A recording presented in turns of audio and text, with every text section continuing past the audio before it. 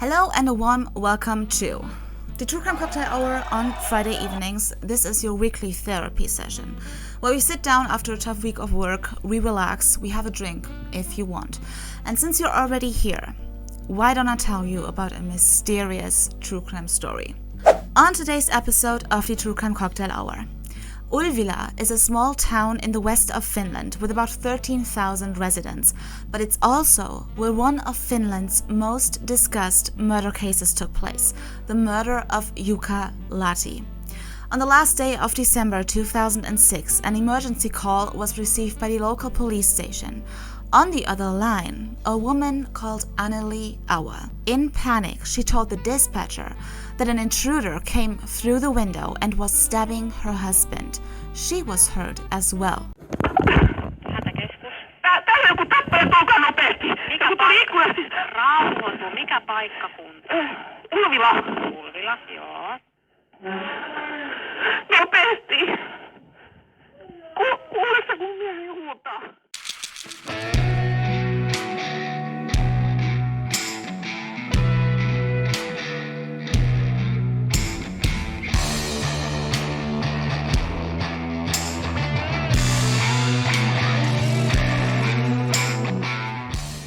10 years prior, 41-year-old Jukka Lathi has it all. A wife, a beautiful home, and a career. He's a hard worker and a smart cookie. He works as a social psychologist and he works as the head of an employment agency solely focusing on job-seeking academics. And it is at this employment agency where he met a woman called Anneli Auer in 1996. Now, the two of them, they are both in relationships, yet they hit it off and they begin an affair. But soon enough, remorse was hitting them right in the face. And they sat down together and decided together to end the affair and go back to their significant other. Although at this point, it was already kind of too late because Anneli fell pregnant and Jukka was the father. And it forced the two of them to sit down together again, but this time really reevaluate their life. What did they want out of life? Jukka always wanted to have children, and so the two of them decided this time to leave their significant other and start a family of their own. Over the next years, they had 3 more children and they moved into this beautiful red brick house. In 2002, Jukka then got a job offer he couldn't refuse, as the Godfather would say, and this job offer came from one of Finland's largest companies. And so Jukka, he said yes to the job offer and he became a human resources manager for a copper plant. Anneli, at the same time, she was a stay-at-home mom. She took care of the household and the kids, but she was also kind of like a micro-influencer. She had her own YouTube channel, and I think it's still up there. So on this YouTube channel, she would talk about DIY stuff, tutorials, gardening, baking and cooking, interior design, #family life, and she was actually quite successful with it, good for her. And she was even able to make a little bit of money off of it. But in 2006, the happy family life slowly started to fall apart. Jukka was working a lot and he was working late. And Anneli was just stuck at home the entire time, taking care of the household and the 4 kids. Everything was kind of left to her. So as an example, like the bed sheets would remain unchanged for months. The dishes were piling up as well as the laundry. It was dirty and it was untidy. And this whole situation, it obviously took a toll on their marriage. Although Jukka had problems of his own. Because you see, the copper plant announced that they were gonna lay off 150 employees. And the unfortunate task of delivering these sad news fell to Jukka as a human resources manager. Now, Jukka, he didn't really seem to be bothered by it all. He was just like, this is part of my job. I just have to do it. Although these employees, they would tell the story differently. According to them, Jukka was kind of harsh and disrespectful when delivering these news. Apparently, he said to one of the employees that he or she would never get another job because he or she was an asshole. And soon enough, Jukka found himself walking out of the office and his car would be scratched. And then when he got home, he had threatening letters in the mail. The whole family just kind of fell off grace in this small town, you could say. And so eventually the family decided to move away, preferably to Helsinki. Although someone in the small town Ulvila was determined to not let Jukka get away with it all. He wanted revenge, and he was gonna get it. 30th of December 2006. Jukka came home from work at 11 p.m. He came home from a business trip. So he loaded up the dishwasher, said goodnight to his 4 kids, and he and his wife went to bed at around midnight. At 2:40 a.m., Anneli suddenly woke up. Someone had broken the window of their bedroom, and the next thing she saw was a dark silhouette coming through the window. This is when Jukka woke up. But before he could even realize what was going on, the intruder, without saying a word, just came straight for him and started stabbing him. When Anneli started screaming, this intruder also stabbed her twice, once in the lung and once in the neck, before turning back to Jukka again. So Anneli, she fled out of the bedroom, she went into the kitchen, she made the 911 call before collapsing on the kitchen floor. And this is super sad, but from her mother screaming, their oldest daughter, Amanda, she was 12 years old at the time she woke up, and she went downstairs and she found her mother in the kitchen, and she would later even report that she saw the man flee the crime scene again through the window he came through. So the police arrive at the scene, and what they find is just gruesome. They find Jukka dead in the bedroom. He had been stabbed 70 times. And also the intruder had beaten him with a blunt object. Apparently, Jukka's entire right side of the face was barely recognizable. One police report even said that his eye came out of the socket. It was just like a horror movie, really. Anneli, she was found in the kitchen and she was taken to a hospital where she underwent surgery, and she actually survived the attack. Nothing was stolen, but it's fair to say that what happened here was an overkill.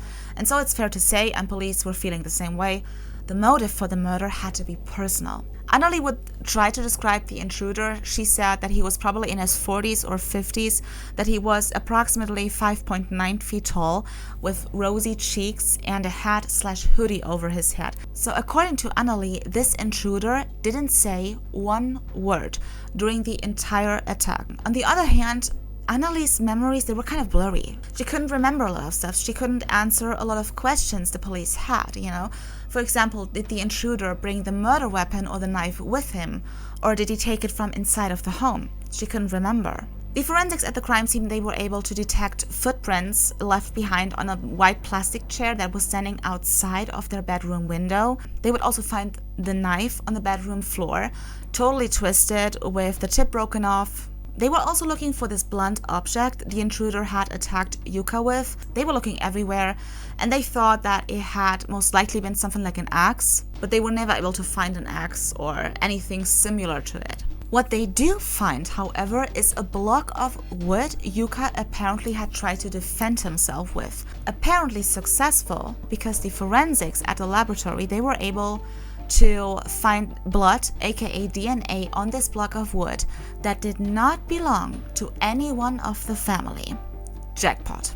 All you have to do now is find the suspect, compare the DNA, and you're golden, right? So they would check these 150 employees, plus their close relatives, plus their friends, people they hang out with. They took the DNA samples of over 700 people, and they would compare it to the DNA that they found on the block of wood. No match. They would later find out whose blood that was. I mean, years later. And for the longest time, police, investigators, and the forensics were certain that the blood on the block of the wood was from the intruder. The blood on the block of the wood came from a forensic. Yeah. Well, this forensic at the crime scene picked up this block of wood. He hurt himself, unknowingly or knowingly, we don't know, and he left his blood on this piece of evidence. Anyway, he just took the block of wood, packed it up in one of those plastic bags, and had it sent in for testing. Anneli, after the murder, she had to get out of there, understandably. So she moved away. She moved to a different location and a different house, together with her 4 kids. She was just trying to get her life back together. And she did that somewhat successfully. She actually met a new man. We don't know much about him. His name is Zeppo, but remember that name. He will come up later in the story. But nevertheless, she was always waiting for the police to come knock on her door to tell her, we solved the case. We know who did this to your husband and to your family. And then half a year later, after the murder, the police actually did knock on her door. And they told her that they have a suspect.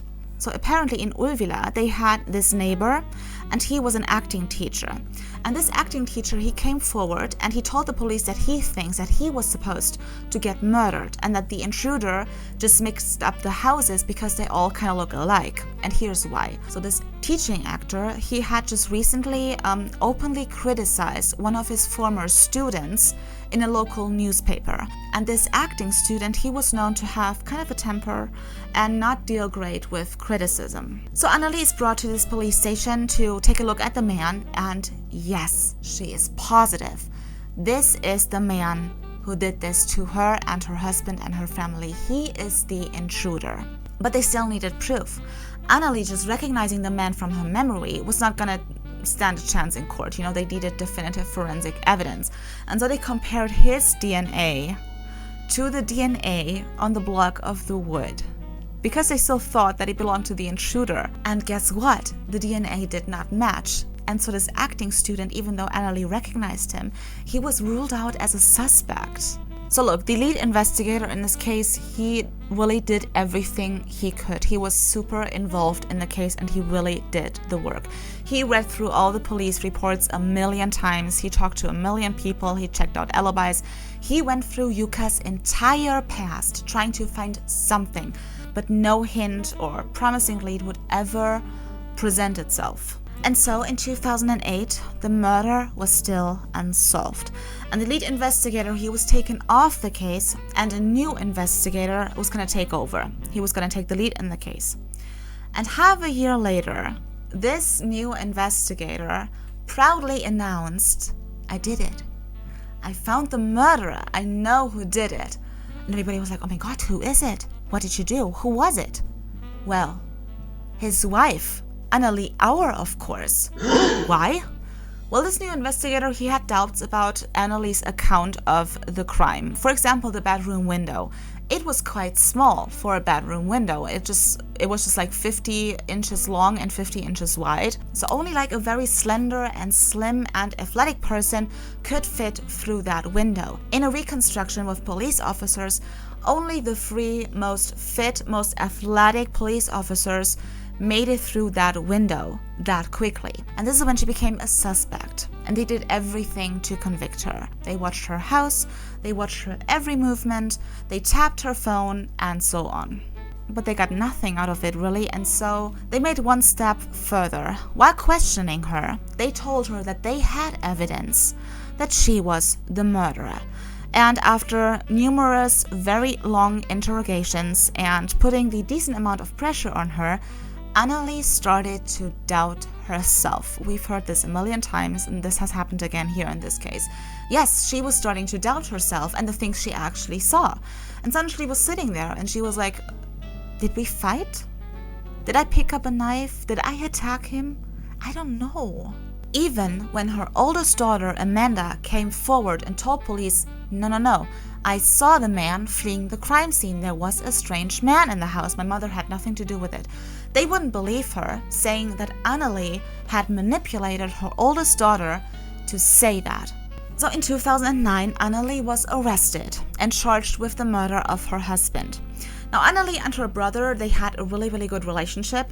And Anneli's brother and his wife, they always wanted to have children, but they couldn't. And so Anneli asked him if he could take her kids under his wing, and he was happy to do so, Still, the kids now kind of lost both parents, And so in spring of 2010, the trial against Anneli Auer began. Top prosecution evidence in that case, the 911 call she made. So there was this acoustic expert that was talking in court for the prosecution, and she told the court that she found it quite suspicious that one was not able to hear any background noises, no walking over glass, no signs or sounds of a struggle. So to them, it was kind of hard to believe that there was actually a stranger, an intruder in the house, because if so, they should be able to hear it in the background of the 911 call. I present to you the theory of the prosecution and how shit went down, okay? You want to hear this. Here. Defendant and Yukka Lathi were fighting. Defendant wanted to extend the loan period for some of her library books. Yukka said, no, you don't have time to read them anyways, take care of the household instead. Defendant doesn't feel like she's taken seriously. He doesn't appreciate her and all she does for him, and to calm down after the fight, the defendant walks into the kitchen. Yukka follows her, they continue fighting. Defendant picks up a knife. Yukka still doesn't take her seriously. He walks into the bedroom, now standing with his back to the bedroom window. Defendant threw something heavy at her husband, missed her husband, and whatever she threw at him went right through the bedroom window. Amanda, the daughter, wakes up. She sees defendant stabbing Yukka repeatedly. Defendant thinks she killed her husband, calls 911, then realizes her husband is still alive. Defendant gives the phone receiver to her daughter and then finishes what she started by beating her husband with a blunt object until he is dead. Police is on the way. Defendant now has a solid 3 minutes and 20 seconds until they arrive. Defendant puts the unknown blunt object into the freezer. How did they suddenly come up with the freezer thing? The murder weapon has never been found. Excellent question. Remember I said that they looked everywhere for the murder weapon? Yeah, they really did. Everywhere except the freezer.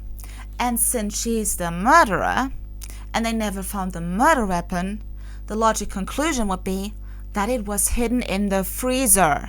Of course. Onward. Defendant takes off her blood-soaked bathrobe, puts on a red shirt, stabs herself in the lung and in the neck, washes her hands, then pretends she fell unconscious until the police arrived. I'm so confused sometimes. And believe it or not, but 2 out of 3 judges found the prosecution's theory believable.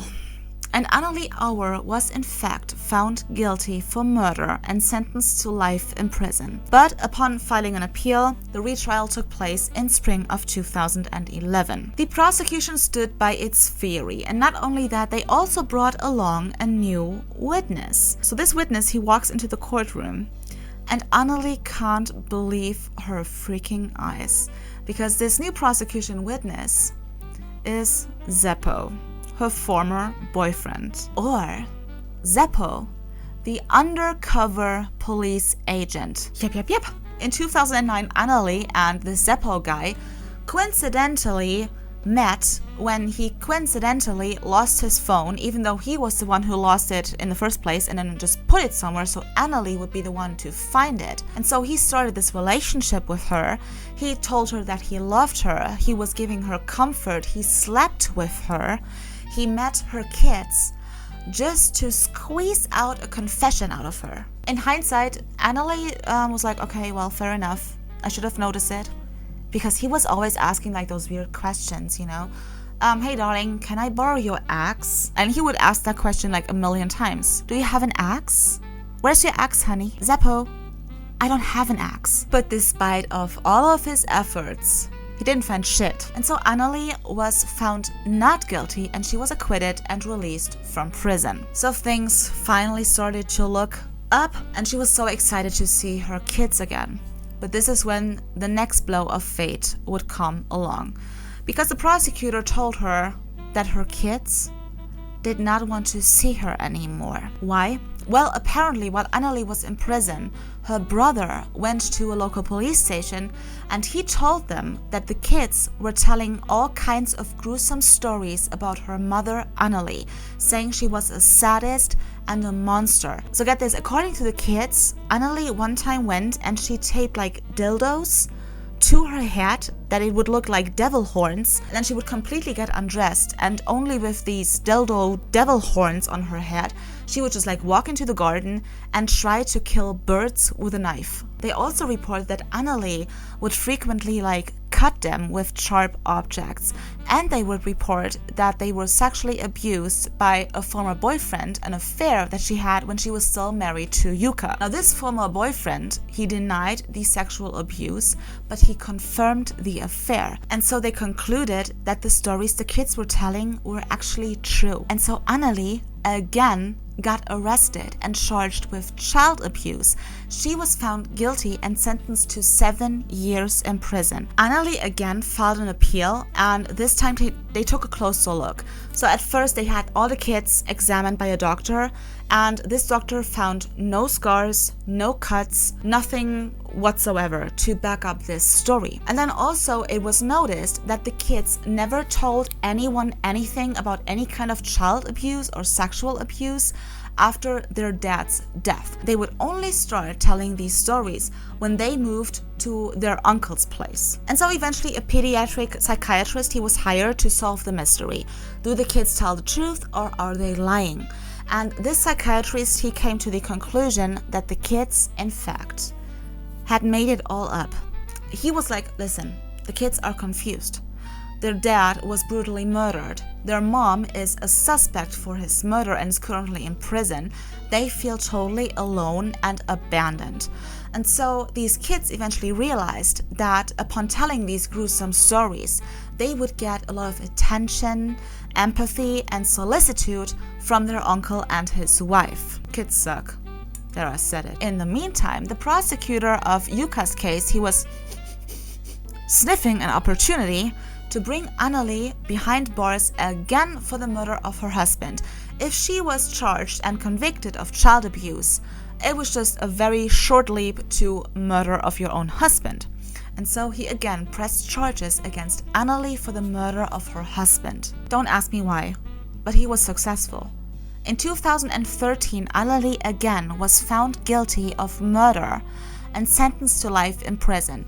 She again filed an appeal, and she was acquitted of the murder in 2015 when her defense team was able to prove that the kid's story did not align with the investigation results. And so they could not be viewed as proof that Anneli was actually capable of murder. And in 2023, her kids, now grown-ups, would finally come forward and openly stated that they had made it all up.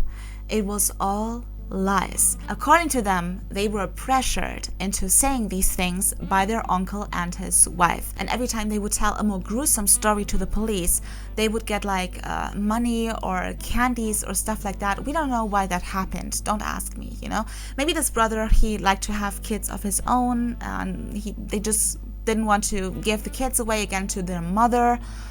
Fucked up morons. So anyway, the true murderer of Yukka Lathi is still unidentified. So this is the end of our weekly therapy session. What did we learn from this case? Let me tell you, whatever problems we think we have, I think we're doing okay, honey. Our husband has not been brutally murdered in front of our eyes. We have not been charged with his murder, while our kids were out there telling gruesome stories about us because they were brainwashed by your own damn brother. And that was the story of the Ulvila murders. It's unsolved. I'm so sorry again. Yeah. Nevertheless, let me know what you think down below in the comment section. Also give this video a thumbs up if you enjoyed this episode. And what's left to say is, I hope you enjoy your weekend. You deserved it. And if you don't have any plans next Friday, join me here on this channel for another cocktail and, yes, of course, another mysterious true crime case.